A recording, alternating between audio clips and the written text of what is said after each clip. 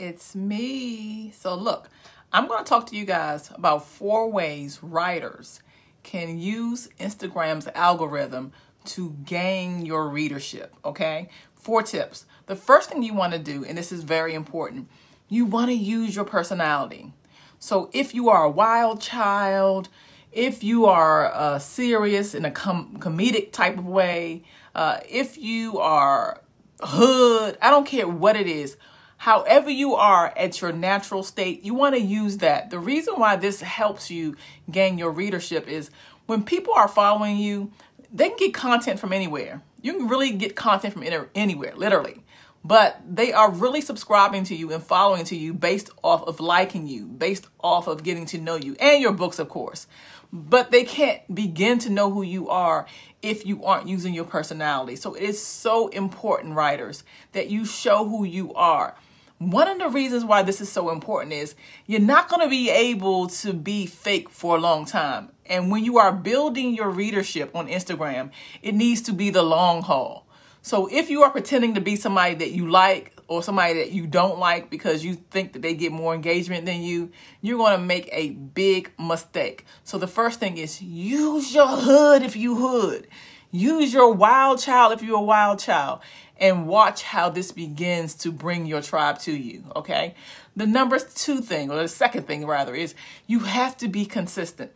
I talk about this all the time, you know, whether it be from the Elite Writer Squad, and I'm pounding that into their heads right now because that literally is the main thing that separates those of us who are going to be here for the long haul and those of us who are not. So what if people aren't liking your post? So what if you only got one person looking at your video?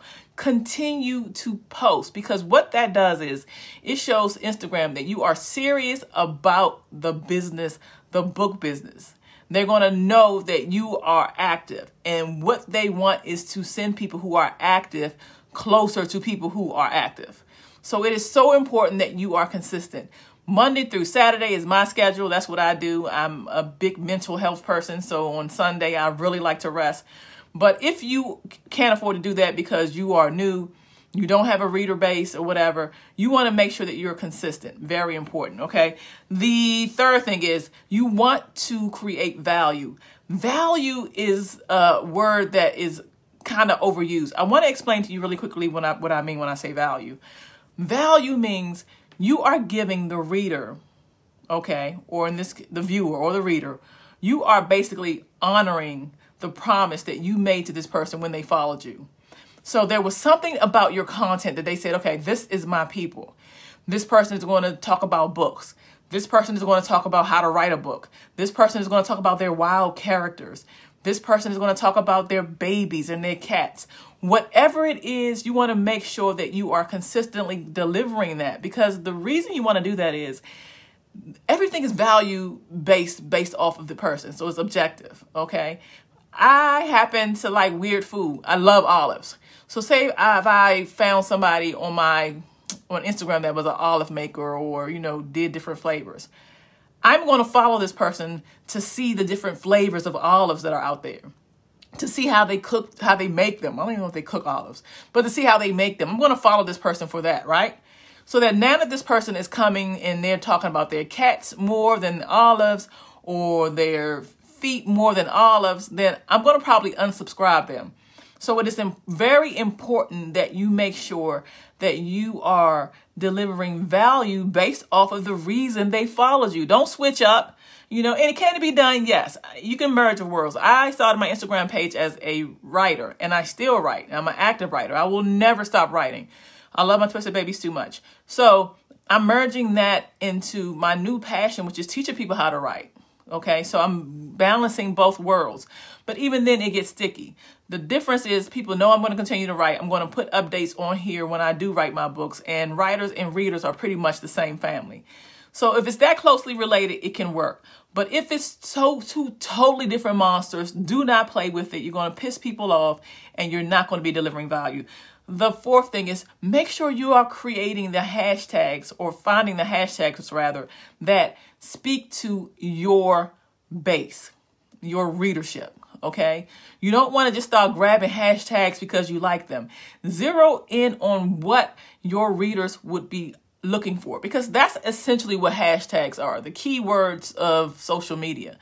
This actually helps Instagram know that, okay, she's using this hashtag for this post. I got a reader over here who's looking for books. Boom, let me let them see the content because she's consistent. She's bringing value. We can see people are looking at her videos because of her personality. And since she's using these hashtags, let me send more people her way. So it's very important that you don't just grab a bunch of hashtags and go willy-nilly, but that you be very strategic in how you use them. And it's a slow process. One of the things that you don't want to do, I want to add this is in addition to everything else. Please don't buy followers.